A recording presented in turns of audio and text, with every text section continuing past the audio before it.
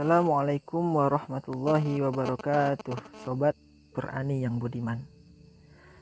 Pada kesempatan kali ini insya Allah saya akan membacakan beberapa riwayat-riwayat singkat tentang bagaimana ulama-ulama terdahulu menjadikan Islam sebagai kehidupannya dalam bermuamalah, beribadah, berdakwah, beradu pemikiran dengan orang-orang kafir. Yang intinya segala aspek kehidupannya disandarkan kepada Allah dalam agama Islam. Buku yang akan saya bacakan ini berjudul Islam itu Penuh dengan Cinta, karangan Ahmad Saifuddin, terbitan Pustaka Al-Mazaya. Di buku ini dimaktub riwayat-riwayat singkat tentang beberapa ulama-ulama Islam yang terkenal pada masanya hingga saat ini. Langsung saja kita bacakan. Judul yang pertama ialah Tauhid.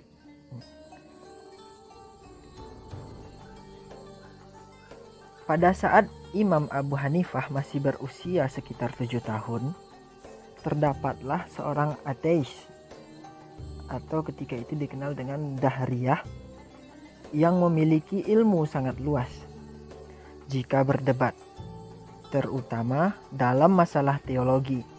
Ia selalu tidak tertandingi. Namanya juga ateis. Ia tidak mempercayai akan adanya Allah Subhanahu wa Ta'ala. Dengan percaya diri, Dahriyah menantang para ulama untuk berdebat dengannya.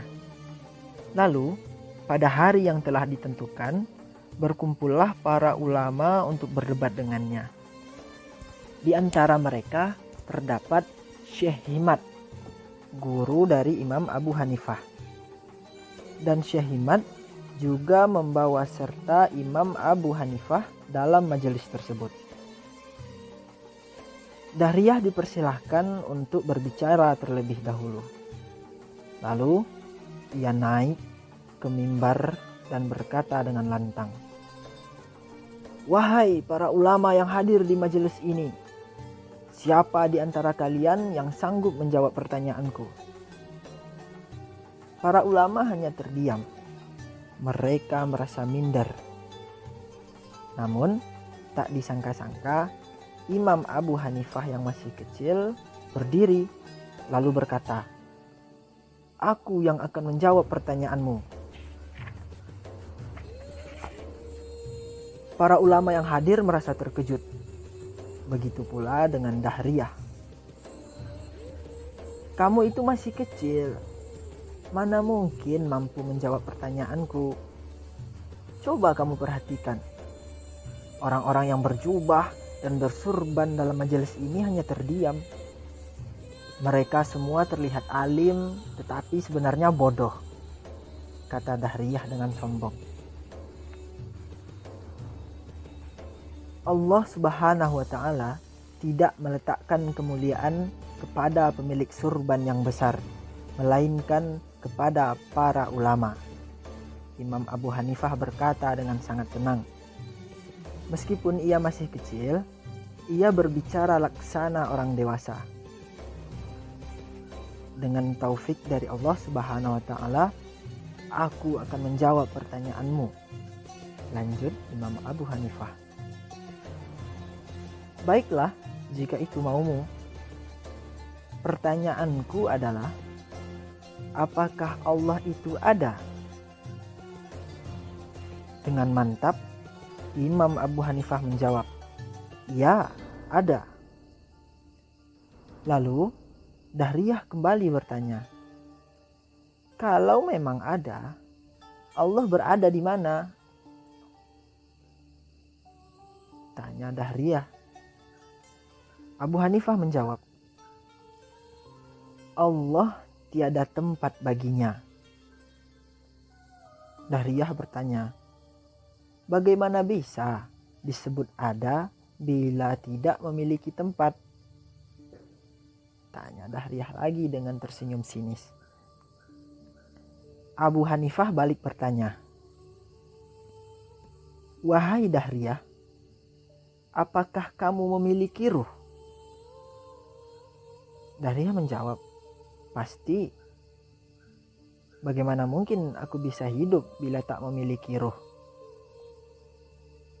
Nah, Abu Hanifah kembali bertanya, di manakah ruhmu itu? Di kepala, di perut, kaki, atau tangan? Mendapat pertanyaan itu, Dahriyah diam 1000 bahasa. Ia tidak mampu menjawab pertanyaan seorang anak kecil. Ia pun merasa malu. Mukanya merah padam ketika pertanyaan itu terlontar kepadanya. Lalu, Imam Abu Hanifah meminta air susu kepada gurunya. Kemudian, ia bertanya kepada Dahriyah, apakah kamu yakin di dalam susu ini ada rasa manis? Tampaknya kali ini kesombongan Dahriyah sudah agak redam. Dengan suara pelan, ia menjawab, ya, aku yakin pada susu itu ada rasa manis. Abu Hanifah bertanya, jika kamu yakin ada manisnya, apakah manisnya ada di bawah, atau di tengah, atau di atas susu ini? Tanya Abu Hanifah kepada Dahriyah. Untuk kedua kalinya, Dahriyah diam dengan rasa malu. Kemudian, Imam Abu Hanifah menjelaskan, seperti ruh dan manis yang tidak memiliki tempat, maka seperti itu pula tidak akan ditemukan bagi Allah tempat di alam ini, baik di arsy ataupun bumi ini.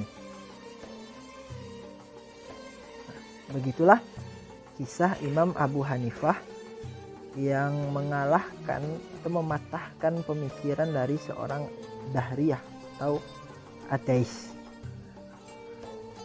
Poin utama yang dapat kita petik dari kisah tersebut adalah, yang pertama ialah penegasan tauhid, yakni Allah Subhanahu wa taala merupakan zat yang wujud.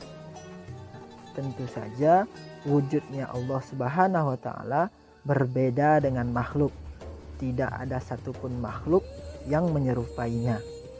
Di dalam Al-Qur'an disebutkan, A'udzu billahi minasyaitonir rajim. Bismillahirrahmanirrahim.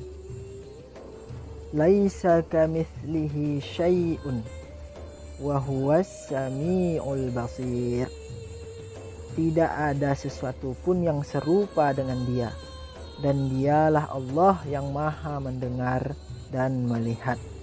Quran surah Asy-Syu'ara surah yang ke-42 ayat ke-11. Begitulah Sobat Qurani, kisah pertama yang kita bacakan dari buku Islam itu penuh dengan cinta. Insya Allah kisah atau riwayat selanjutnya akan kita bagikan pada video selanjutnya. Terima kasih untuk perhatian kita bersama pada kesempatan kali ini. Assalamualaikum warahmatullahi wabarakatuh.